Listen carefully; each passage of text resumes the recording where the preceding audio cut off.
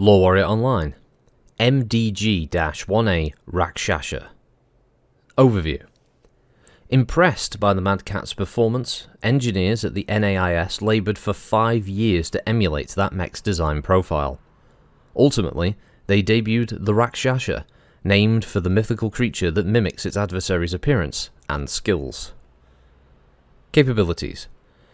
Built on a heavily modified GM Marauder chassis, the mech uses endosteel technology and an extra-light fusion engine to provide as much mass as possible for weaponry. Of course, even today, Innisphere technologies fall far short of clan standards, which forced the Rakshasa's designers to make a number of compromises. The Rakshasa's bite comes from 2 shoulder-mounted Federated 10-shot LRM racks, each mounting Artemis fire control, and the arm-mounted Exostar ER large lasers, each paired with a Martel medium laser.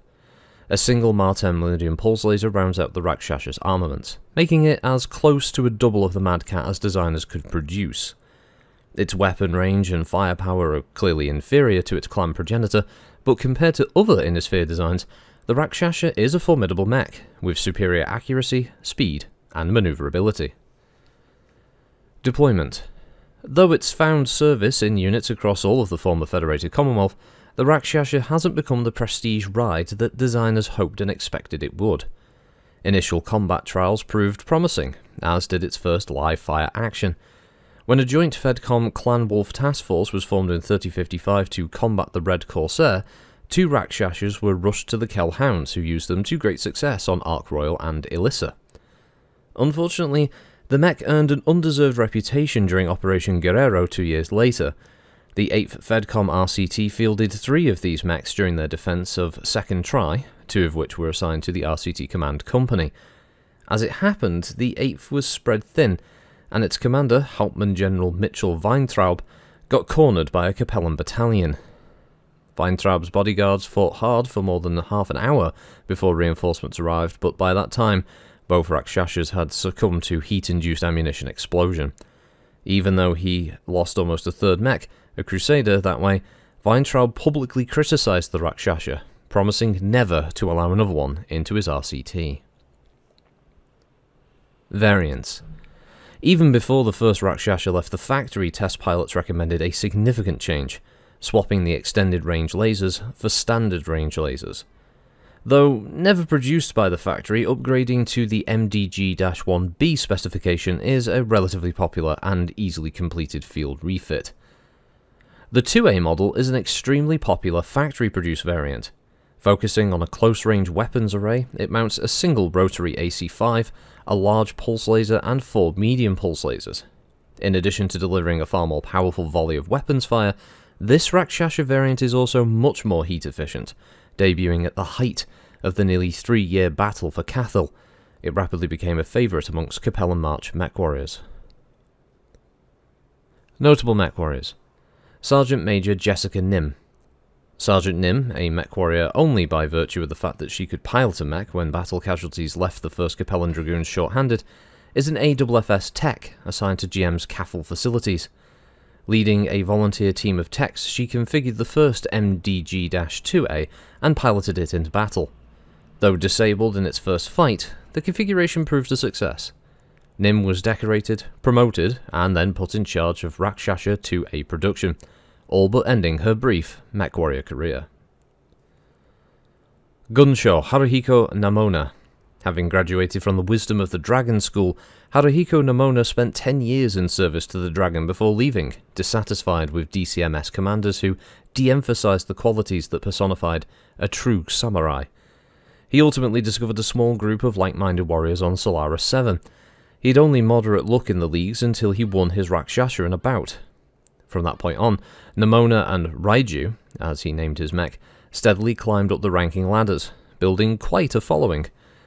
That following, filled with professional gamblers and warrior wannabes, forced him to once again seek solace in the DCMS.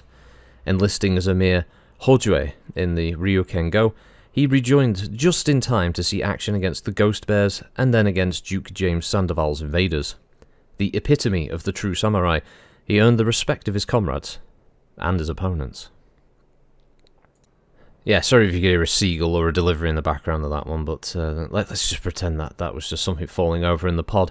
Anyway, yeah, the Rakshasa, it's interesting. I don't mind it, you know. I don't mind it. It's an interesting looking mech. I love the fact that it's like a purposely badly designed Mad Cat. It's great. I love the in-universe idea of it. That they saw a mech as good as the Mad Cat, and they went, we have to try and copy that.